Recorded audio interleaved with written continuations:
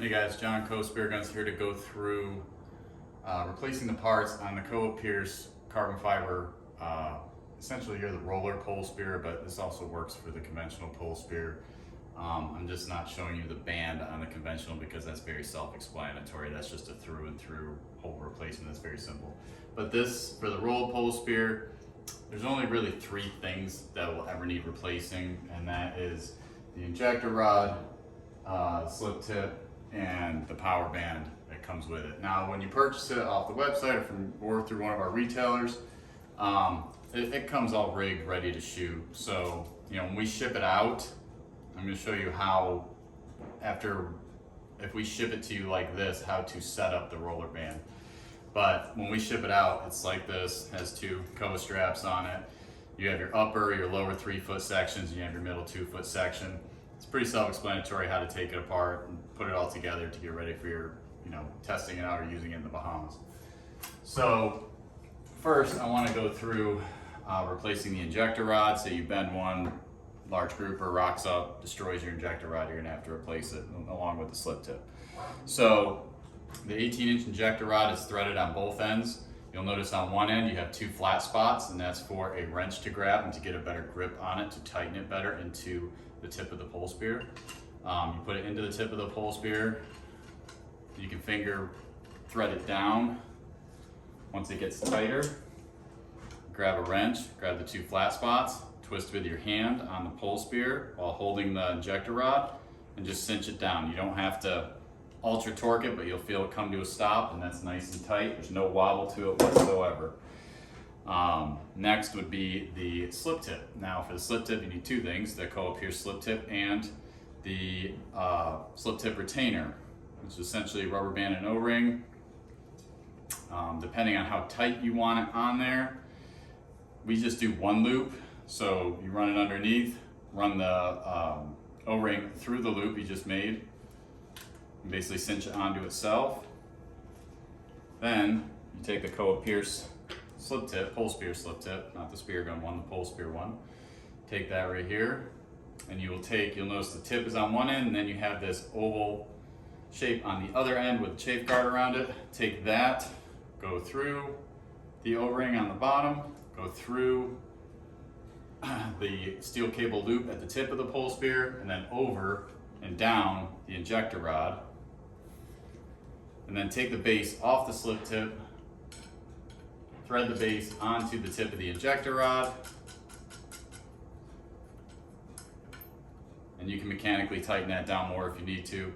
And then you'll notice the tip has some resistance right here, and then the retainer keeps it on, keeps the tip in place on there. Now if you want this tighter, you can double wrap this before going through, and it will shorten the rubber band, and it will make this considerably tighter if you want the slip tip retainer tighter. So that takes care of the injector rod, slip tip, so that's ready to go. The next part would be the bottom half, which is where the roller of the Polespear is and where we put the band through. So for that, when you purchase the replacement band, it'll arrive like this. It's a 36-inch band with an 1/8 inch inside diameter. You'll notice it has two loops.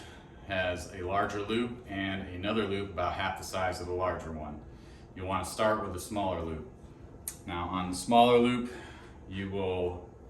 on the previous band, you will want to take off the strap, which the Polespear came with. Take off the strap and take out the rubber stop.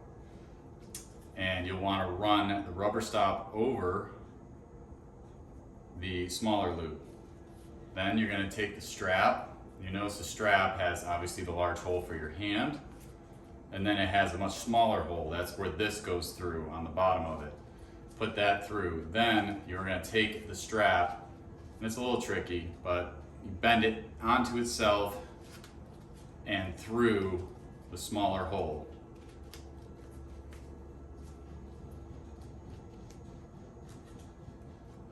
And then that pretty much is it. That runs it right through there, and you can start sliding it a little bit, and you'll get it right to the middle where it belongs on the strap.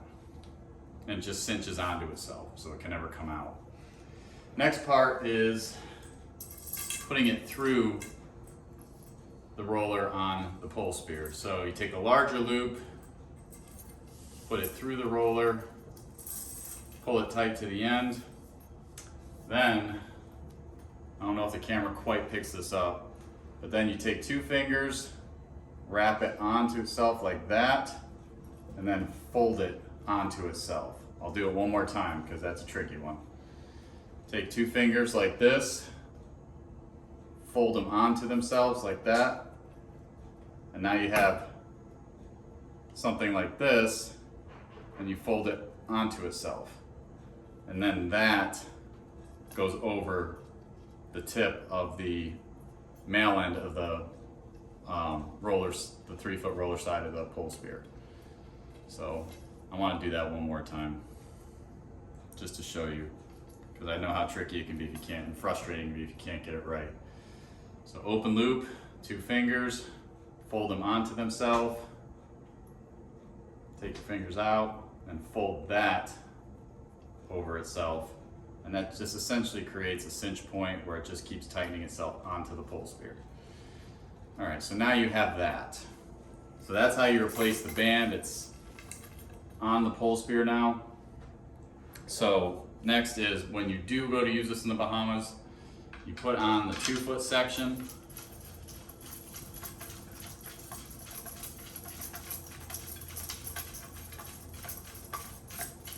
And this slides above the knurls, above that knurl, and that stays as a hold point for the roller band. Now, if you want to really preload it, you can go up to this next knurl up here, which would be the top end, or the upper side, the upper 3 feet of the Polespear, and that gives you a much harder preload. But that's pretty much how it works right there. That's how you replace all the parts in the Koah Polespear. If you have any questions, by all means reach out, John, JOHN, at koahspearguns.com. I'm happy to walk you through it, or just give us a call. Thanks, guys.